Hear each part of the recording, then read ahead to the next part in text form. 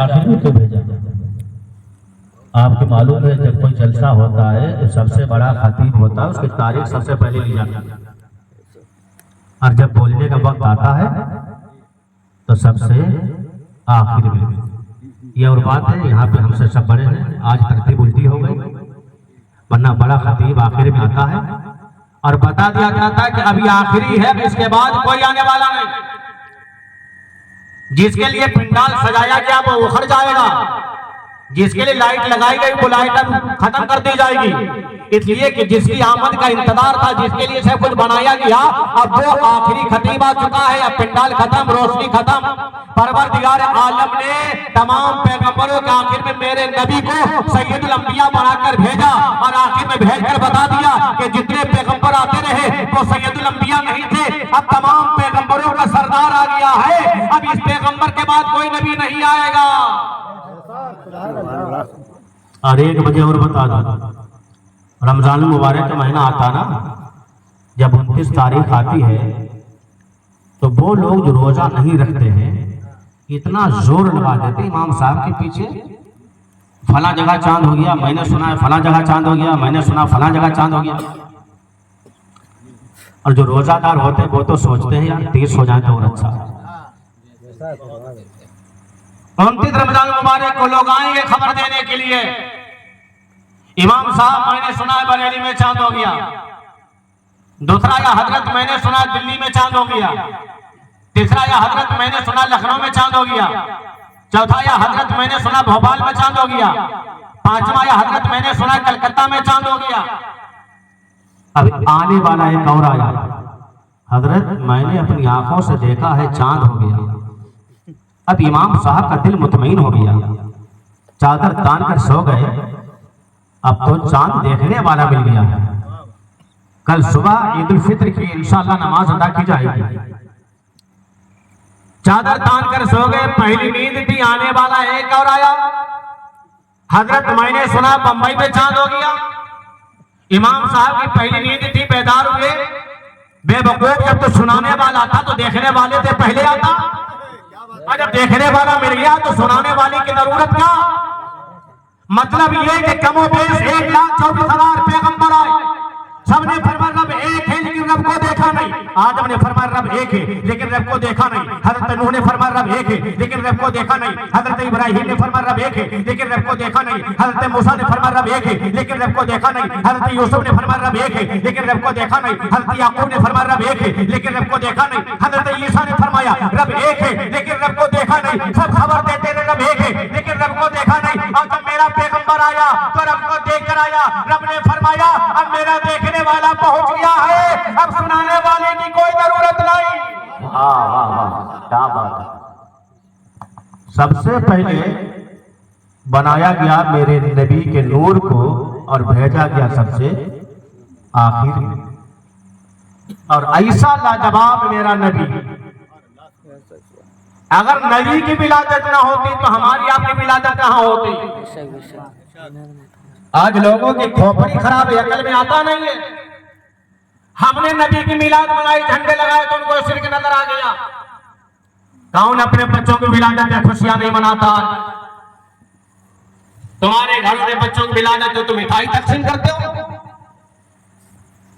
खानदान में खबर देते हो, रिश्तेदारी में खुशियों की खबर देते हो। और हमारे नबी की विलादत की बात आ जाए तो कहते हैं शिरक है। हम सुन्नी जानते हैं कि हमारे बच्चों की विलादत भी नबी के सदक़े में है। अगर नबी की विलादत ना होती तो हमारे बच्चों की विलादत ना होती, ना हम होते ना तुम होते।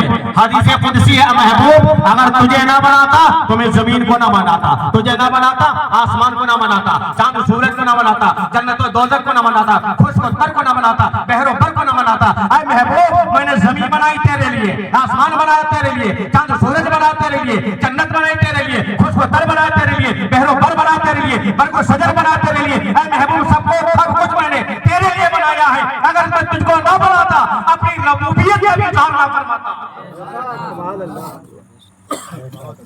और ऐसा लाजवाब मेरा पैगंबर, बच्चे तो बहुत आते हैं लेकिन मेरा नबी जब पैदा हुआ तो रब्बे हबली उम्मती की सदाएं बुलंद कर रहा है। और बच्चे पैदा होते तो उनका खतना यहाँ किया जाता, नाफ यहाँ काटी जाती। मेरा नबी खतना शुदा नाफ बुरीदा पैदा हुआ। पहले अरब के अंदर जब शहरों में बच्चों की विलादत होती तो देहात की औरतें आती थी, बच्चों को लेकर जाती दूध पिलाने के लिए। हजरत हलीमा और हलीमा के साथ 10 दाइयां और थी जो मक्का शरीफ के अंदर आई थी बच्चों को लेने के लिए, ताकि दूध पिलाकर कुछ उजरत हासिल की जाए। तमाम दाइयों की ऊँटनियों में रफ्तार थी, तेजी साई और मालदार लोगों के बच्चों को लेकर वो चली गई। हलीमा को कोई बच्चा ना मिला। एक दाई ने कहा, हलीमा एक बच्चा हमने देखा है, बाप का साया सर पे नहीं है। जब कोई बच्चा मक्का में नहीं है तो उसी बच्चे को ले ले, कुछ तो मिलेगा तुझे। हजरत हलीमा ने अपने शोहर की इजाजत ली। हजरत हलीमा हजरत आमना के घर पहुंचती हैं। अय आमना, आप अपना बच्चा मेरे हवाले कर दें। हजरत आमना ने फरमाया, मेरा बच्चा यतीम है, बाप का साया सर पे नहीं है, बहुत बड़ी तुमको यहां से दौलत मिलने वाली नहीं है। क्या आप मुझे अपना बच्चा दिखा दें? हजरत आमना ने चेहरे से कपड़ा हटाया। हजरत हलीमा की नजर नबी की नजर से मिली। मेरे नबी मुस्कुराए, हलीमा की किस्मत जाग गई। हलीमा फरमाती है, आमना अपना बच्चा आप हमको दे दे। हजरत आमना ने हलीमा के सुपुर्द बच्चा किया। हजरत हलीमा जब आई थी तो ऊँटनी कई कई जगह पे बैठ गई थी। तमाम दाइयां तेज रफ्तार ऊँटनी पर आई थी, मालदार लोगों के बच्चे लेकर चली गई। हलीमा को आखिर में मोहम्मद अरबी सल्लल्लाहु अलैहि वसल्लम दस्तयाब हुए। हलीमा अपनी कमजोर ऊँटनी पर सवार करके चली। कई दिन के बाद हजरत हलीमा मक्का से चली थी। दाइयां पहले जा चुकी थी, दाइयों का साथ पकड़ लिया। दाइयों ने कहा, हलीमा ये बता तूने ऊँटनी बदल ली है या वही ऊँटनी है? अरे हलीमा अपनी ऊँटनी को लगाम दे, इतना दौड़ क्यों रही है? हजरत हलीमा फरमाती, मैंने ऊँटनी बदली नहीं, ऊँटनी तो वही है, लेकिन जब से मैंने इस मुबारक बच्चे को सवार किया तो ऊँटनी के अंदर वो रफ्तार आ गई है। मैं तो रोक रही हूं लेकिन ये ऊँटनी दौड़ती जा रही है। हजरत हलीमा फरमाती, जब मुबारक बच्चे को लेकर मैं चली, मैंने क्या देखा कि अगर मैं चटकेल मैदान से गुजर रही थी वो जगह हरी भरी हो रही थी, वहां पे घास उगाती है। मैंने क्या देखा? हजरत हलीमा फरमाती है, मुबारक बच्चे को लेकर मैं चली, बादल का टुकड़ा साया फिगन साथ साथ चल रहा है। अगर कोई रास्ते में सूखा दरख्त होता था, मैं अगर उसके नीचे से गुजर जाती वो दरख्त हरा भरा हो जाता।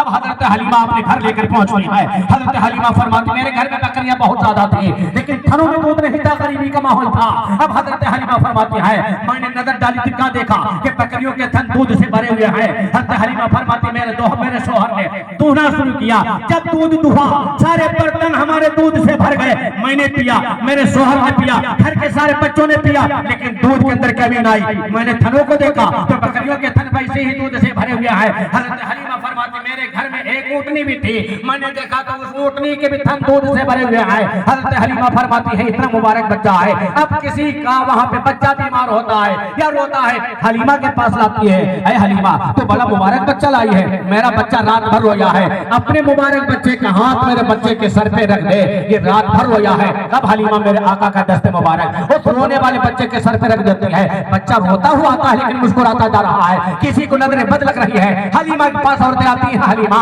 मेरे बच्चे को नजरें बद लग गई है, मुबारक बच्चे का हाथ मेरे बच्चे के सर पे रख दे। हजरत हलीमा नबी का दस्ते मुबारक नजर बद वाले बच्चे के सर पे रख देती है, उनकी नजरें बद खत्म हो जाती है। अगर कोई बीमार होता है तो हजरत हलीमा के पास आती है, हलीमा अपने मुबारक बच्चे का हाथ इसके सर पे रख दे। बीमार आता है तो सेहतयाब हो जाता है। अब किसी के पेट में दर्द है तो पानी लेकर आ रहा है, हलीमा अपने मुबारक बच्चे का हाथ पानी के अंदर डाल दे, हम बच्चे को पिलाएंगे ताकि बच्चा सेहतयाब हो जाए। कोई बीमार हो रहा है, लोग पानी लेकर आ रहे हैं, ऐ हलीमा अपने मुबारक बच्चे का हाथ पानी के अंदर डाल दे ताकि हम बीमार को पिला दे, सेहतयाब हो जाए। अब पानी की लाइन लगी है, हजरत हलीमा नबी का दस्ते मुबारक पानी के अंदर डाल रहे रही है। अब हजरत हलीमा भी सोच रही है हम कहां तक पानी डालेंगे हम नबी पाक का। इस पानी के अंदर हजरत हलीमा ने अपने दरवाजे पर एक हौज खोद दिया, उसमें पानी भर दिया और नबी का पांव मुबारक डाल दिया और फरमाया अब अगर किसी को पानी लेना हो तो हाथ गलाने की जरूरत नहीं है, इसी हौज से पानी भर कर ले जाए। अब औरतें उसी हौज से पानी भर कर ले जाती है। अगर बीमार पी लेता है तो उसकी शिफा मिल जाती है।